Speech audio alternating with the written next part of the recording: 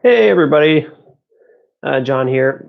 My voice is going to be a little different today because I've got a little bit of a head cold. So thank you for joining me. And we may not get very many today, and I didn't really advertise for it too much, but I just wanted to have this in the archive of videos uh, for the live streams. So today I'm going to open up a new ukulele and just give you a couple tips on getting it tuned, making sure that it's holding pitch and everything like that. I've seen a lot of reviews on Amazon before where people say, this ukulele is terrible. It doesn't sound good. I just bought it yesterday. And, they go to play it and then it's out of tune. So, and that can happen really to any instrument. I'm sure a lot of you guys know that already that are here. But if you're a new player and if you've ever bought a new uke and maybe for the first time you're like, ugh, this just came from the factory, but it sounds terrible. So we're going to open a uke, and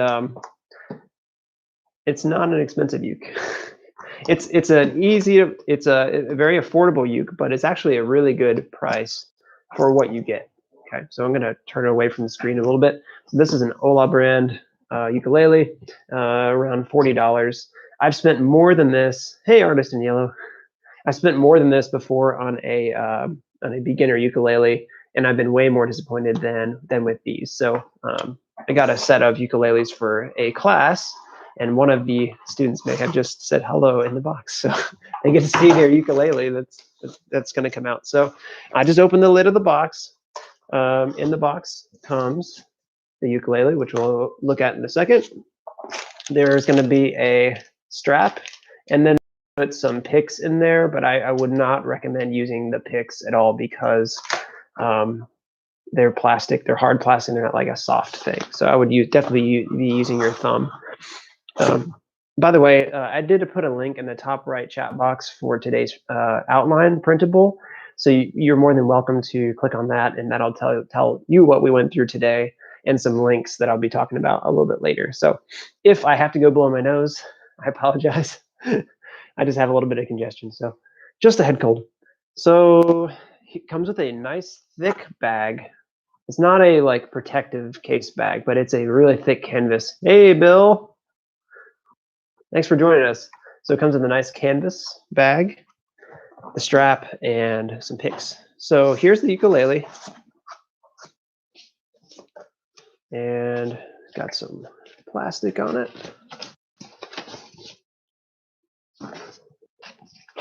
Let's go ahead and tear that off. All right, so cool thing about, hey Cherry, thanks for joining us today.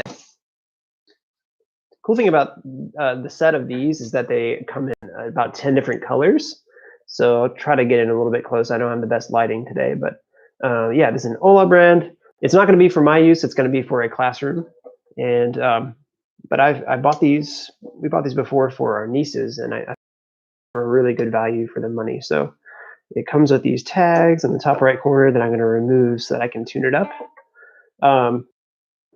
So yeah, you may have noticed when you buy a ukulele that it may sound something like this. That sounds great, doesn't it?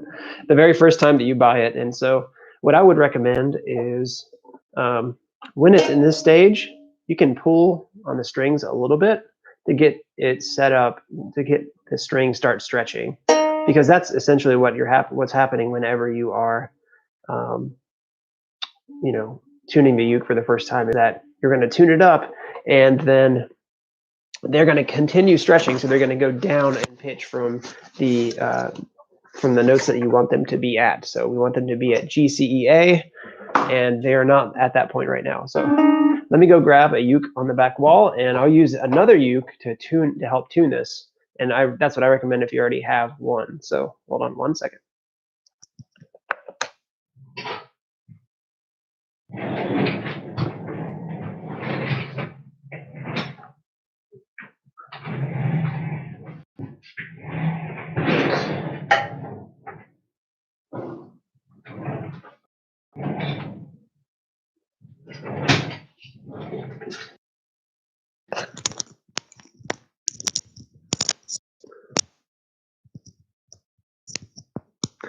I'm looking into getting some AirPods in the future, so I don't have to be connected to the computer as much.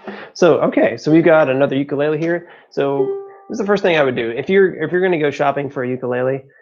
The first thing I would do is decide what you're looking for compared to what you've had already. Okay, so a lot of people, they just buy ukes based on what they look like. That's fine. For me personally, I would, if I bought another ukulele, I'd want to think, okay, what is this going to add to the collection? Is this going to sound twice as nice as what I have? And nice is a really subjective term, right? But I can tell you, we probably have a few ukuleles that we wish that we may have looked into a little bit before buying them, and initial buyer's remorse, and that's okay. And what you can do with those is you can either donate them or sell them, and give them to somebody that's just getting started. So I'm not going to name any ukuleles that I bought before uh, that I may have thought a little bit more about, but now that I've been in this activity for a lot longer, I've kind of understood. So, all right, let's get started tuning this ukulele. If you have a new ukulele, grab it and let's just tune it together. All right. So the middle two strings on this one are going to be easier to tune up because they're almost in the exact same space as they should be in. All right, so that's almost a pitch, but that will definitely go down. So this is a little higher than the C, so we're bringing it down. So I have the other ukulele in my lap, just tuning them at the same time, right?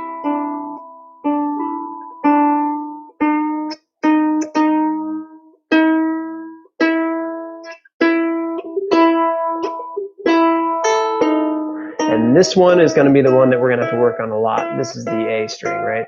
So on this instrument, I've noticed I guess this one has to get up the highest out of all of them, right? Right. So the next thing on our list is going to be to check for defects on the instrument. So if what we'd want is to buy everything local, and that's ideal. But I know a lot of people need to get things in their budget. Yes, such a beautiful song. Yeah. It's getting there. Yes. So price is a big determiner into which you're going to buy for a set of ukuleles, or just one, right? So the differences are, we've got laminate ukuleles, which most people have, and they're made up of lots of different pieces of wood. So maybe the top of this is solid, right? And then the rest is kind of somewhat glued together. A solid ukulele is awesome, but it can be very, very expensive. And also, if you go into different temperatures, you could crack it really easily. So if it never leaves your house, I'd suggest, if you want to put down some good money for a ukulele, do that. I actually do not own any solid body ukuleles yet, but I've really enjoyed the ones that I have, especially with my Jazzmaster. I like it a lot more than I thought I would in the sound. And we'll be doing another unboxing in the future of some other ones that we'll be sharing. So decide on what tone you want to get. Do you want something that has a traditional deep dark tone, like a Hawaiian ukulele? That's going to be more of a hardwood, like koas and mahogany, that kind of thing. Or have you even played, or have you even heard softwood ukuleles, like spruce and those types of things? Cedar tops are really nice. I'm actually leaning more towards the softer woods on the top, which is interesting. It's you'd think it's going to be cheaper, and it's not always the case. It gives you a different tone, though. It's nice and bright. It's a really bright sound, whereas the hardwoods have a deeper tone. So you would think that the oak here would have a much darker, deeper tone, and it kind of does in a way. Nice thick wood. So let's check on this ukulele and see where we're at. It's actually holding pretty well. And the A string, of course, needs a little bit of work.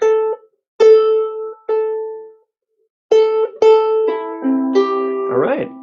So let's check for defects. All right, now this is going to be the next thing that we have. So I notice on a lot of ukuleles that the frets can be razor sharp sometimes. And I've actually found one of these on my Jazzmaster as well. And I found it way late in the game. So let's check. So I'm going to put my thumb on the edge. Okay, this actually has no sharp frets. at all. But you'll know on a lot of ukuleles, if they're, $200 or less, you can find ones that are razor sharp that can cut your finger. So it's a really simple solution. Just get some different grades of sandpaper, and carefully, you don't want to scratch off any of the wood. Just shave that down. So stick it in there, the little piece of paper, and just work on it just a little bit to get that off. If that is your only problem, that's not a bad thing. Okay. The other thing with ukuleles is just determining how far off the string is from the nut itself, right? If you're really high up, or if you feel like you can't put your finger down to get an easy sound to play on, you need to shave down the nut a little bit, or go to a local store like Courier's and get your ukulele set up, right? And I brought mine there before to get worked on in Richmond here. So that's another thing. I guess the other thing is, on some of these, I've noticed the tuning pegs, they're not fully screwed in sometimes, and then they'll stick above this little metal area right here. So that's something else that you might want to look for. If one's sticking way out and you're worried that it's going to pop out someday, that is definitely something to look at. If your uke doesn't keep tune at all, if you have an older ukulele, you may want to upgrade to some gear tuners. I've upgraded my own tuners before on guitars, and it's actually not that hard. But if you're afraid, you can definitely go get them done at a shop or something like that. So a lot of the old ones used to, you would tune in the back, and they wouldn't lock in place very well. It was like a friction tuner or something like that. So let's check on this. The lovely A. Okay, so I'm going to go over my list. Firstly, let's open the ukulele. We did that. Tuning a uke for a first time. Now this will take you a couple days for it to hold pitch, right? And that's okay, that's normal. Check for defects, we did that. Compare to your other ukuleles. Okay, so just for fun, whenever this decides to hold pitch for a second, I'll just strum a little ditty. And we'll just compare this to the tenor. Lanikai tenor. Okay, let's just do like a CFG.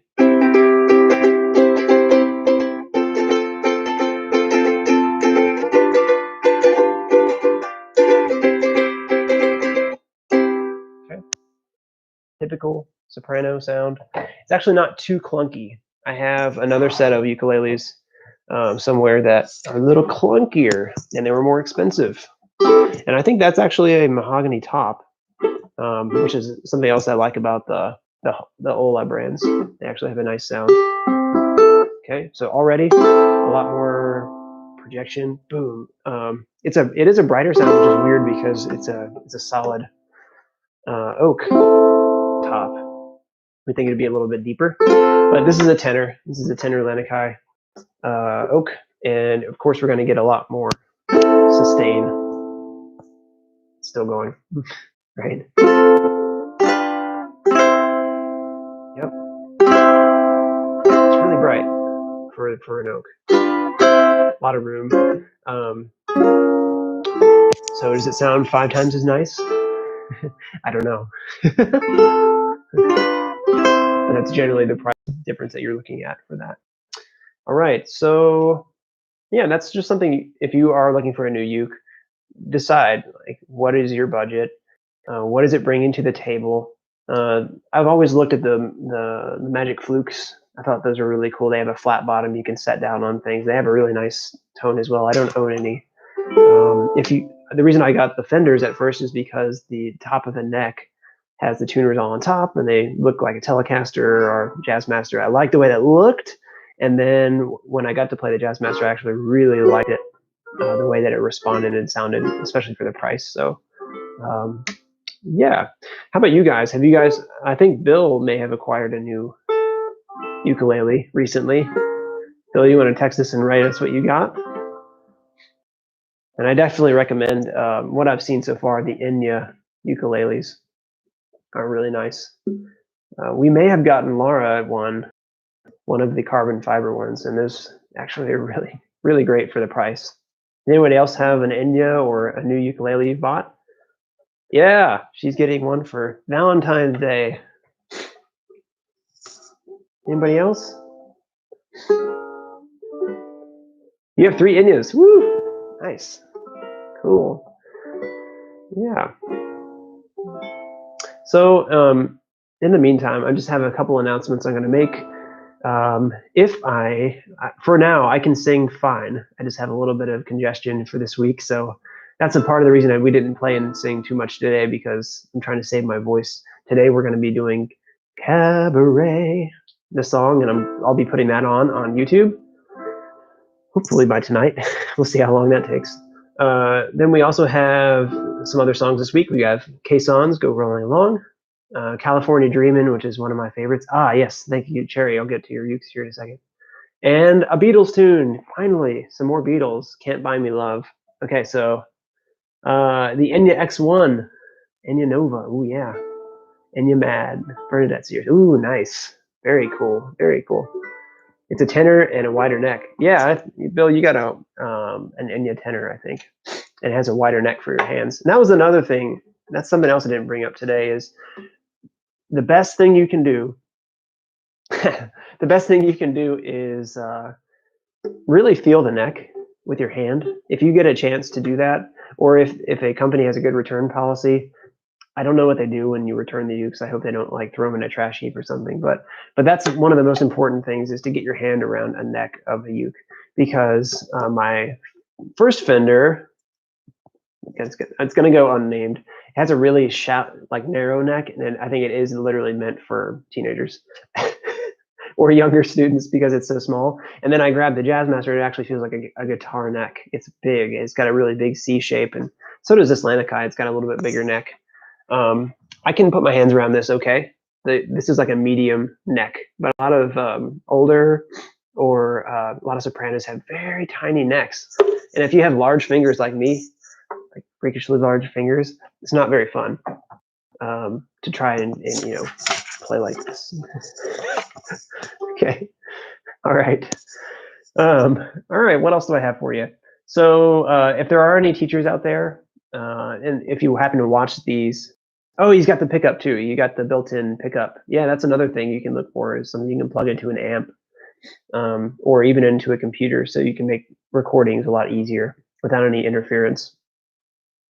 Okay, teachers out there, I put out a bonus song. I did Buffalo Gals last week in the key of, I guess it would be in the key of C, because it was like C and G7.